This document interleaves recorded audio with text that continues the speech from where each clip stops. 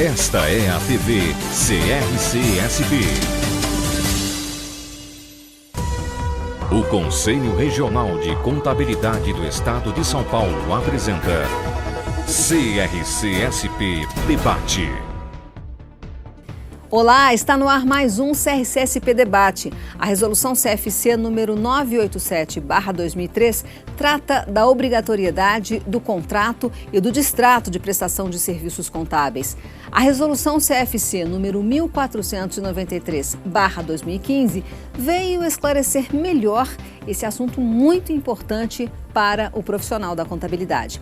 O texto trata da obrigação do responsável técnico rescindente de informar ao novo responsável fatos cujo conhecimento o tornará habilitado para o bom desempenho das funções. Hoje recebemos em nossos estúdios Gildo Freire de Araújo, presidente do CRC-SP, Márcia Ruiz Alcazar, vice-presidente de Administração e Finanças do CRC-SP, e José Aparecido Maion, vice-presidente de Desenvolvimento Profissional.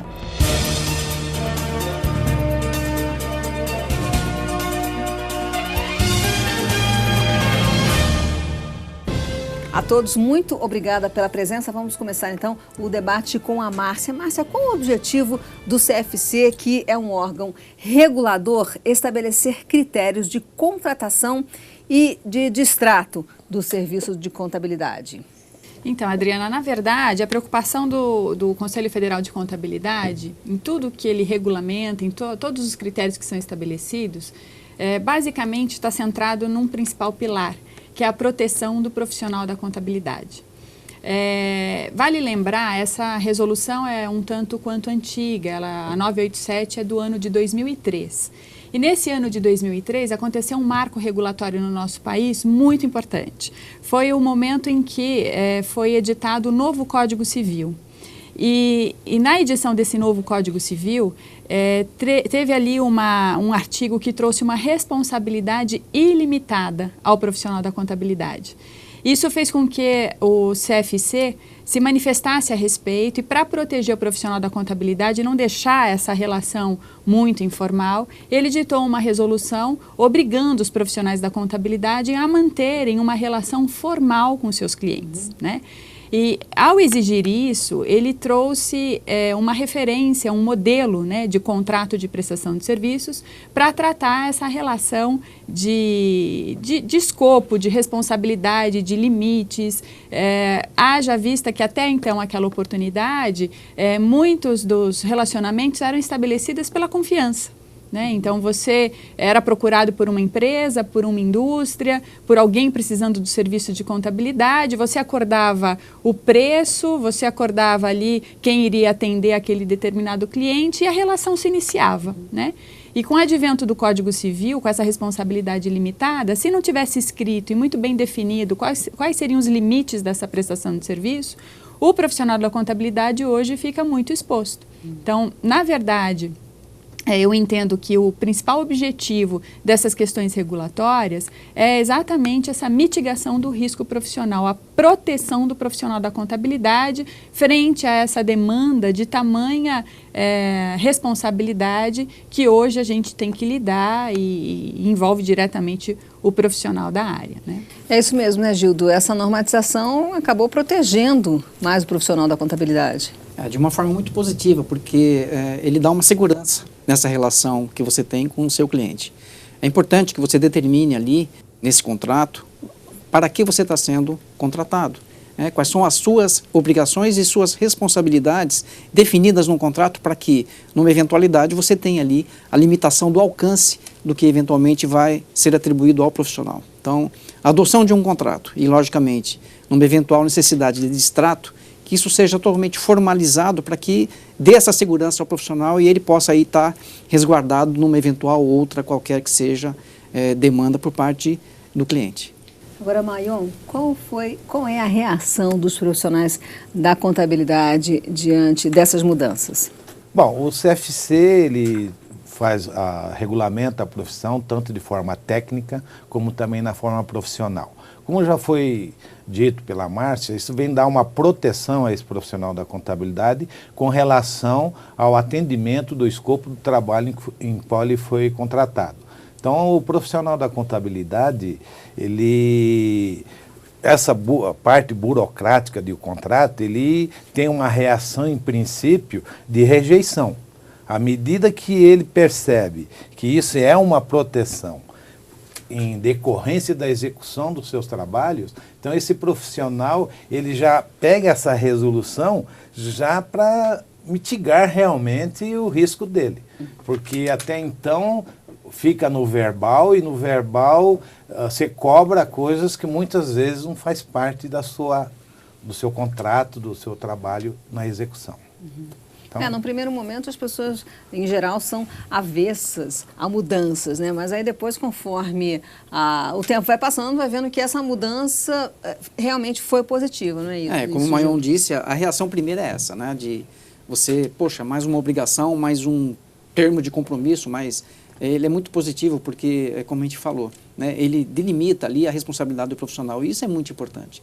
Nos dias de hoje, o alcance ele é muito amplo. Se você não define até onde você responde, isso fica muito vago e é muito arriscado você ter uma relação profissional sem determinar aquilo para o qual você está sendo contratado. E essa regulamentação também acaba valorizando o serviço do profissional. Com certeza. Na verdade, a gente tem o mundo real e o mundo ideal, né? E a gente costuma dizer que essas questões regulatórias vêm para aproximar esses dois mundos. Nas orientações que o Conselho Regional de Contabilidade do Estado de São Paulo faz, em toda oportunidade que ele tem de contato com o profissional, é sempre para manter uma relação formal. Não só no momento da contratação do serviço ou do distrato dessa prestação de serviços, mas durante a vigência dessa relação. O que a gente mais vê, por exemplo, nos processos de fiscalização, é que um profissional se depara com um determinado questionamento quando um contrato de prestação de serviços é mal elaborado ou não foi feito. Né? Então, fica aquele entendimento de discussão de relação, onde o Conselho não pode entrar no mérito da questão se não for uma questão de execução dos serviços de contabilidade. Então, tanto o contrato quanto o distrato de prestação de serviços, ele tem que estar muito focado e centrado nas questões da responsabilidade técnica do profissional. Então, por exemplo, na questão relacionada ao distrato, que foi uma alteração introduzida agora recentemente por uma nova medida, veio tratar das questões relacionadas à transferência da responsabilidade técnica. Então, o distrato, ele não só deve prever a liquidação, a cessão da relação comercial, mas também das questões relacionadas à parte técnica. Então, até quando eu, profissional da contabilidade, tenho que entregar as obrigações acessórias? Como que eu devo tratar os arquivos eletrônicos exigidos pela fiscalização? O sistema de gestão é meu ou é do cliente? Né? Então, essas questões todas estão, de certa forma, direcionadas nos modelos sugeridos pela resolução, mas esses modelos precisam ser adaptados para cada necessidade ali do momento. Né? Cada cliente é uma realidade, cada empresa de contabilidade é uma realidade e os anexos sugeridos na Resolução 987 devem servir para inspirar o profissional. Tem muita gente que faz cópia e cola sem tratar da particularidade daquele determinado cliente e usando dessa medida, provavelmente você também está escolhendo ter mais risco nessa relação. Márcia, hoje nós temos uma realidade diferente do passado já próximo, inclusive. Hoje nós escolhemos o nosso cliente, não é mais o cliente que nos escolhe. E ao escolher esse cliente, nós temos que levar muito em consideração o porte de empresa, o ramo da atividade, se é comércio, se é indústria, os controles internos que essa empresa possui. O sistema de gestão. O sistema de gestão que essa empresa possui, porque nós temos uma responsabilidade ilimitada pelos registros, pela qualidade dessa informação. Então, o contador hoje toma esse cuidado, ele escolhe o teu cliente, ele não quer mais agregar o seu nome em situações em que te coloque em risco. Então, o contrato, ele vem e deve ser bem adaptado a cada porte de cliente, porque cada atividade tem um risco. Nós temos, inclusive, um COAF, onde nós temos que colocar todas essas operações, nós temos controle de estoque, um monte de documentos, obrigações acessórias que nós temos que atender à fiscalização do imposto de renda, tudo nesse sentido. Então, é importante realmente que o profissional da contabilidade utilize desse contrato, toda essa formalização, para se proteger. E daí também que vem, na mesma resolução, a carta de responsabilidade da administração, que o profissional da contabilidade, para que ele tenha também uma segurança maior, tenha que ter essa carta de responsabilidade da administração, que dá para ele também aí uma segurança no desenvolvimento, né, do trabalho. É um conforto para que ele possa ter segurança daquilo que o empresário faz. Você vê, já é uma outra coisa importante, que é uma mudança de cultura, é uma novidade, onde a administração é responsável pelos controles e nós, profissionais, somos responsáveis pelo registro. Isso se utilizava muito em auditoria.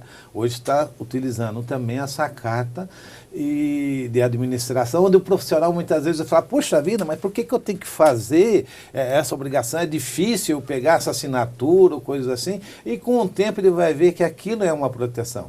Não elimina a responsabilidade do profissional, mas te protege, é uma carta de conforto.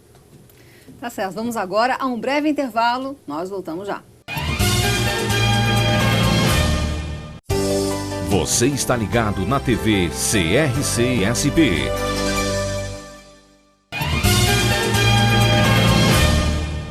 O CRC-SP Debate está de volta para falar sobre contrato e distrato de prestação de serviços profissionais e transferência de responsabilidade técnica. Gildo, em quais casos essa nova resolução protege o profissional da contabilidade na fiscalização de forma geral?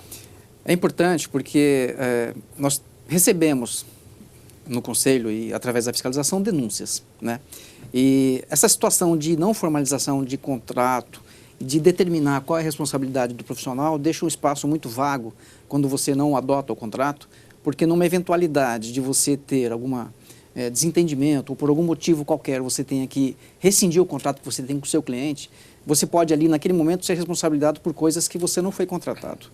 Então, você com a adoção do contrato, como já foi dito, te restringe aí o alcance que possa ter de responsabilidade, e numa fiscalização ele é muito importante para ser usado como balizador, dentre daquelas coisas que quem fez a denúncia informa que você seria responsável. Então, o contrato determinando ali quais são as suas responsabilidades, a fiscalização tem um apoio até para verificar se o que está sendo denunciado efetivamente vai caber dentro de um processo de fiscalização para que você seja autuado ou que você tenha que responder por conta de uma coisa que você não era responsável. É muito comum, importante. Né? É muito comum, Gildo, muitas vezes numa denúncia, a gente verifica que não é está relacionada a 5, 6 meses de contrato. Muitas vezes cliente é teu cliente há mais de 10 anos, 15 anos, e por uma razão qualquer de mudança de gestão da própria empresa, filhos assume, pai já vai para a sua pescaria, coisas assim, aí a pessoa vem, não conhece a empresa como um todo, ele vem e te faz uma denúncia achando que você tinha que fazer serviço A, B, C, coisas assim. É natural, né? E nós não discutimos questão de relacionamento na fiscalização. Na fiscalização a gente discute, sim, o aspecto técnico e não o relacionamento entre cliente e o contador. Por isso que é importante, acho que nessa questão do contrato, a gente até extrapolar, por exemplo, limites de indenizações, né? Hoje o profissional da contabilidade não consegue cobrar, né, Gildo, pela responsabilidade técnica envolvida. Normalmente o questionamento que se faz é quantos funcionários você tem, quantas notas você emite, quantos documentos você paga por mês, contas bancárias. E em função dessa dimensão de volume, né, natureza jurídica, como o Maion falou, regime tributário, essas características de volume é que a gente faz a mensuração dos honorários profissionais. Mas as penalidades são muito grandes. Então, até detalhes, por exemplo, de cláusulas estabelecendo limites de indenização é muito favorável. Aquilo que está combinado, né, não tem aquele dito popular que fala o que é combinado não sai caro? E o contrato é isso. Você tem que medir todos os detalhes, todas as responsabilidades, prazos de execução de trabalho, limites de indenização. seguro de responsabilidade então, civil, etc. Exatamente essa pergunta também que eu ia fazer para você, pela sua vivência, esses então seriam os casos que deveriam ser tratados nas cláusulas e nas condições de um contrato e de um distrato. Exatamente. Então, por exemplo, um contrato entre as partes é o que vai determinar qual é a regra, né, de atendimento daquela relação. Então, a gente estava falando aqui sobre a questão da limites de indenização. Se você estabelece honorários em relação a volume, é justo você ser cobrado integralmente por uma penalidade que foi um erro, uma penalidade. Às vezes tem obrigações acessórias que a penalidade é 10 vezes o valor do honorário que você cobra, né? Então a gente até sugere, olha, cliente, se for uma condição padrão, a responsabilidade vai ser limitada a 20% dos honorários. Estou aqui falando de forma genérica, né? Um número hipotético. Se você quer uma responsabilidade ilimitada, podemos contratar um seguro de responsabilidade civil, por exemplo, para dar uma maior proteção, uma maior segurança nessa relação. Outra situação importante, o sistema público de escrituração digital. Nós sabemos que o governo impõe diversas regras para o contribuinte e o contador ou o profissional da contabilidade é a figura, é o agente que faz a interlocução entre governo e cliente. Se não ficar claro o que você vai atender dessas imposições, o cliente vai achar que você vai fazer tudo. Por exemplo, um bloco K para uma indústria. O que é bloco K? É o controle do estoque, da produção, né, da transformação dos materiais. É o contador que controla isso? De forma alguma. Mas o arquivo é único. Né? O contrato é um documento que ele tem que ser alterado constantemente. Não é um contrato padrão que você vai aplicar para todos os clientes. Então, você tem que fazer um contrato que atenda às necessidades e às características daquele cliente pela responsabilidade que você está assumindo perante esse cliente. Então, existem casos também, a gente está falando só do contrato, mas um caso de distrato, que é muito comum, a Márcia a gente conhece bem situações nesse sentido, de aquele cliente que te remunera direitinho, te paga os honorários direitinho, isso e aquilo, só não te dá o documento para você encerrar o trabalho.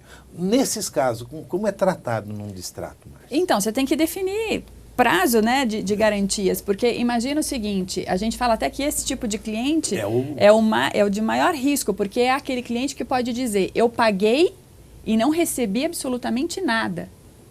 Né? Então, tem uma relação ali que ele comprova que pagou toda a mensalidade, pontualmente, às vezes até adiantou honorários, mas não recebeu nenhum trabalho. E o contador, na hora de se defender, ele vai dizer, eu não fiz o trabalho porque eu não recebi a informação. Né? E aí, como que fica essa relação? É a grande importância de que o profissional tenha a iniciativa de formalizar isso, de alguma forma. Hoje, o e-mail é muito comum você utilizar e é também utilizado como meio de prova. Então, nessa relação é muito importante que o empresário, o profissional da contabilidade, quero dizer, se manifesta a esse respeito. Se ele tem essa dificuldade de relacionamento ou de obtenção de informações para a execução do trabalho, ele que registre isso e deixe isso de forma documentada, que é muito útil para a fiscalização depois, numa eventualidade. E além do que foi dito também, Mayon, se numa relação contratual você tem que burocraticamente formalizar através de contrato, a grande importância de você ter a proximidade com o cliente. Conhecer o seu cliente, é muito importante isso. Que você esteja participando do dia a dia. Então, hoje, é muito bem dito que você escolhe o cliente. E você precisa escolher de acordo com o seu porte, com a sua condição de atendimento, para que você possa ter um número de clientes o suficiente, que você possa atender e ter essa proximidade para você poder ter uma segurança maior. Você passa a ser parceiro do cliente. A verdade é que nós somos parceiros. E toda relação é boa enquanto dura. Porque uma hora que você rompe uma relação, você sabe que se rompe todos os lados, acusa do lado A, do B, nesse sentido. E é nessa hora que no distrato também, nos casos como a Márcia estava colocando, você vai falar, olha, você não me enviou o documento, você tem um prazo de tantos dias para me enviar, se não me enviar, o trabalho está executado pelas informações que eu tenho, acabou. E até nessa condição também do distrato, Mayon, quando eventualmente tem essa dificuldade da outra parte querer assinar um distrato, que você formalize que o trabalho está sendo encerrado naquele momento, né? Para que você ali tenha pelo menos uma limitação de prazo, de data e de período, porque se ele não quer assinar o distrato por alguma conveniência para ele, que você formalize esse distrato de alguma forma, e registre isso para que você tenha aí isso é determinado, limitado o seu tempo. Você conseguir obter a assinatura, melhorou agora, porque o termo de transferência que nós temos, que era uma resolução estadual, exigiam 3 assinaturas. O do extrato são 2 assinaturas, então facilitou. Entre as partes, então, né? já que a gente está falando disso, de formalização, como é que o profissional da contabilidade deve fazer quando o cliente não quer formalizar esse contrato e nem o distrato? Sim, que ele registre essa intenção dele de alguma forma, ou por uma correspondência que pode ser via cartório, de forma que você tenha ali um prazo e uma data registrada de que você fez a comunicação, via e-mail, é outra forma também, mas acho que os meios que você utiliza para que você prove que já não existe mais a intenção do trabalho é importante. E ali você tem um resguardo quanto à sua responsabilidade. A Márcia falou sobre o nosso sistema público, né, de escrituração digital imposto pelo governo. Então, como é que o profissional da contabilidade deve se posicionar também em relação aos arquivos digitais das obrigações acessórias? Hoje, com base nessa mudança na resolução, ele também ali orienta para que, num distrato, você forneça os arquivos digitais que deram base para as obrigações acessórias. Isso é natural pelo fato de que você desenvolve ali um trabalho que hoje é público. Essa ferramenta que você utiliza, ele é disponibilizado pelos órgãos da fiscalização. Então, você utiliza dessas ferramentas para cumprir uma obrigação acessória. Então, o arquivo digital disso, é importante que você forneça para o novo profissional ou até mesmo para o empresário que quer realizar o distrato, para que ele tenha isso numa eventualidade possa ser utilizado, porque a relação ali se encerra, né, mas as responsabilidades do empresário para com a fiscalização, ela ainda perdura por algum tempo. Então, ele precisa disso até para poder, eventualmente, se precisar utilizar como defesa, né, em alguma reclamação tributária. Mas o que muito, às vezes, aparece como questionamento, né, Gildo, é a questão da base de dados. Base de dados de um sistema não tem nada a ver com esses arquivos digitais entregues para o fisco. Então, o profissional ele tem a responsabilidade daquilo que ele transmitiu para o fisco, o arquivo original do fisco, né? Ponto. A base de dados, se o sistema for do cliente, já é do próprio cliente. Agora, se o sistema for da organização contábil, o sistema é da organização contábil. Não tem que se falar em transferência de base de dados entre sistemas, mas sim da entrega dos arquivos que originaram aquela obrigação acessória. São inúmeras, são dezenas, às vezes até centenas de arquivos num exercício fiscal, né? Mas, Márcia, nós temos situações informações que você gerou o cliente. E não é informações do cliente. Porque tem muito essa discussão, olha, eu estou retendo esse material, não estou entregando para o cliente. Agora, se o documento é do cliente, houve um rompimento no relacionamento, você tem que devolver tudo que o cliente te enviou. Aquilo que você gerou, aquilo você não é obrigado a disponibilizar, principalmente, vamos ser direto, somente se ele ainda te estiver devendo os honorários. Então, o que é do cliente, você devolve, mas aquilo que você gerou, que é fruto de um trabalho que não foi remunerado, você não tem a obrigação também de Mas entregar. nesse ponto tem um cuidado, porque mesmo aquele cliente que deve honorários, o contador não pode se negar de atender, né? Isso está determinado pelo Código Civil. Correto. E tem muita gente que fala, o que eu faço para aquele cliente que está inadimplente, né? Não entrego mais nada, atraso tudo? Cuidado. Cuidado, talvez a gente tenha que seguir aquela linha, aquela orientação que o Gildo falou, de notificar, de formalizar, de dar um prazo. É muito importante. Né? E nessa sugestão que nós temos na resolução, que o CFC dá como sugestão de modelo de distrato, ali você tem, inclusive, situações de honorários. Tem. Olha, estamos distratando o contrato, mas tem uma dívida de honorários de tal valor que vai ser pago de tal forma. A partir desse momento, a gente dá aí plena quitação. Né? E também com relação ao que a Márcia disse a respeito dos arquivos do seu sistema. Que se faça mencionar no distrato que você não tem essa obrigação. Sim. Né? Que ali você esclareça o que é que você vai entregar para que não hajam dúvidas de que amanhã ou depois possa ser cobrado de informações que você tem do seu sistema que não cabe dentro de um distrato. Tem que tomar muito cuidado com aquela cláusula sugerida, né? As partes dão plena, geral, rasa e irrevogável quitação. Se você usa uma cláusula dessa, nunca mais você cobra absolutamente nada, nem de informação, nem de honorários. Então, o modelo tem que ser entendido como uma simples referência, né, uma diretriz. Não se faz nunca cópia e cola de contrato e muito menos de distrato de prestação de serviços. Que é o que muito foi bem dito, que você tem uma relação com cada cliente. Tem cada cliente uma situação. Então, você adapte ela dentro da sua realidade e que utilize da sugestão como referência, não como modelo padrão para tudo. Olha, eu quero agradecer pela presença de todos vocês aqui no nosso programa. Sucesso, voltem sempre. O programa de hoje termina aqui e você já sabe, fique por dentro do que é notícia no setor contábil com a programação da TV CRC-SP. Curta também a nossa página no Facebook, CRC-SP Oficial. Até o próximo programa. Acompanhe a programação da TV CRC-SP, a TV da contabilidade na internet.